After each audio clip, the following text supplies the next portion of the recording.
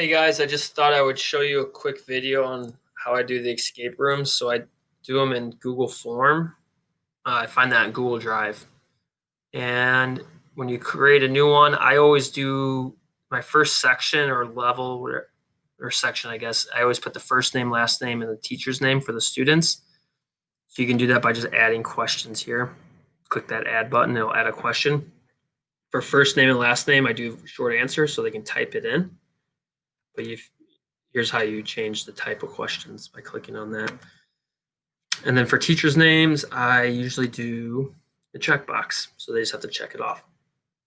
Helps me organize it later on when they submit them to see who turned them in. I can see by their names or organize it by their teacher's name. I would make it required so they have to do it before they move on to the next level or section or before they can submit it. So if you want them to answer certain questions, just click that required button. You add a new section by clicking on the add section button at the bottom here on the right.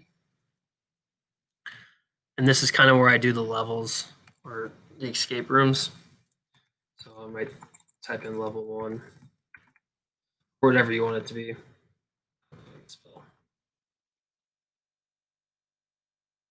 You want to add a video, so maybe you're pushing something out and you want to get a little feedback for the day when we go hybrid. You can add a YouTube video. You can add the URL, or you can search on YouTube to do the URL. I like this guy. He does a lot of really good stuff, I think.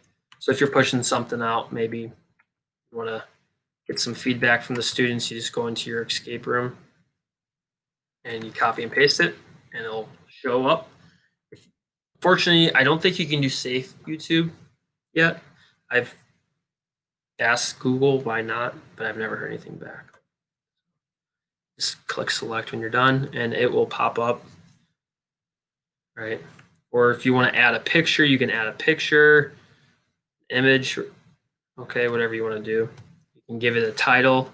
So maybe you're calling it tossing challenge into a basket. Maybe you want to type what they'll need for the challenge.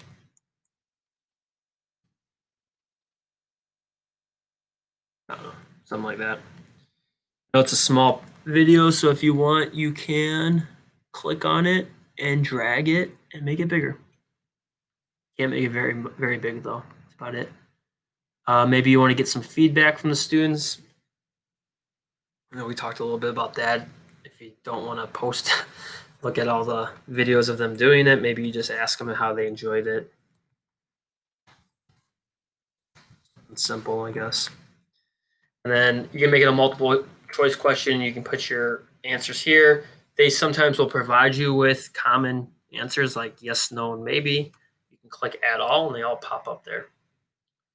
If you want to add a Bitmoji or something like that, you can do that by adding an image. You just have to copy and paste the Bitmoji image address by right-clicking. If you want to make it required, click on that. If you want to know how many points they scored, you can ask them how many points. And you probably want to make that a short answer, which sometimes they'll just do it for you, kind of based off the question you ask, they'll change the answers. Make that required. And if that's it for the day, when they're done, they'll click submit, and that'd be the end of their escape room or the end of their Google form. If you wanted to continue, you would add a new level. I'm just going to do one more so I can show you how to do the GIFs. I explained it, but it might help if you see it. You title exercise, something like that. Now you can add questions, or you can add images or videos, whatever you want to do. If you want to add a GIF to your section and you want it to be a little bit bigger, you just add an image. You have to download your GIFs. Like I was saying, I started with all of them on my Google Drive, and by right-clicking, you can download them to your computer. They will pop up here at the bottom, and then you can find them in your folder by click show in folder. And then I just usually end up pulling them to my desktop. So if I go back to here to upload, I browse in here. So I've made in my desktop, I just made a folder for all my GIFs that I downloaded from Google Drive. And if you wanted to add half jacks, you could add your picture in there. And the kids could see it. You could add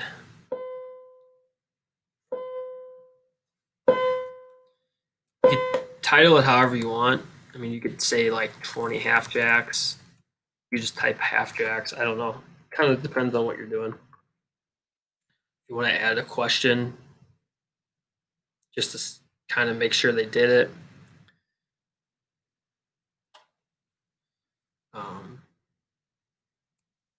Did you complete first exercise?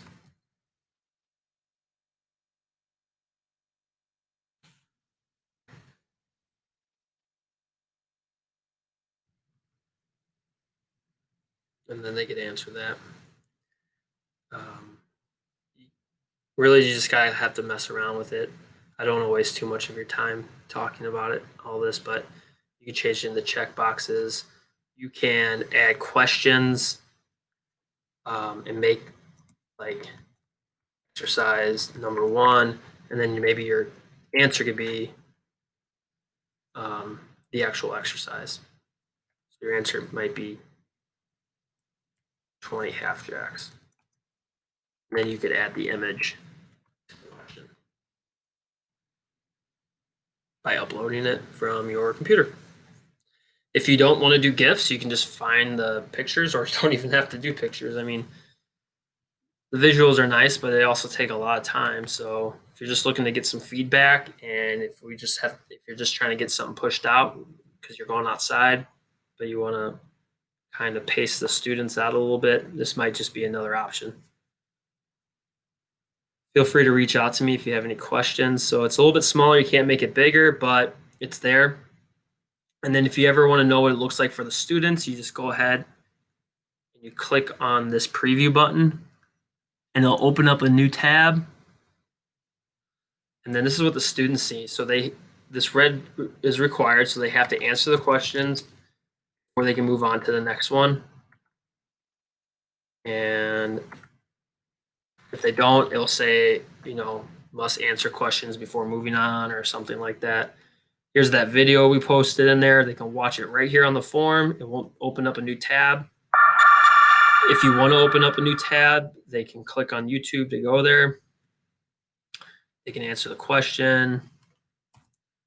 Again, you can't really make them do it, I guess, but hopefully they've been having fun doing them. And then just real quick, the last one, you got your half jacks. Did you complete the first exercise? Yes. Or maybe say exercise number 1, 20 half jacks. They do 20 half jacks, they check it off, continue. Or if this is the end of the road for them, they click submit, and it will give you all of their information. They can add another response, or they can take off, but you will see questions that you put in the responses of the students. So all these are from me, but I am going to show you what it looks like when you have a bunch of students. So here is an escape room I did. I have 31 responses. We're in the river on the bank. I have all their names, what class they're in, how they felt about it, some of their answers. So that's like the group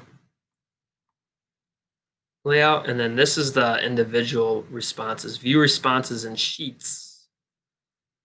Click on that green button. It'll open a new window, and you'll see all of the students that turned it in. First name, last name, the time that they did it. Okay. I usually do, that's why I do the teacher thing. So I have that column or row, and you can sort it A through Z. And then you kind of have all of your teachers organized in one spot to kind of go through it. So that's that. Hope it helps. I will see you guys all later. Take care.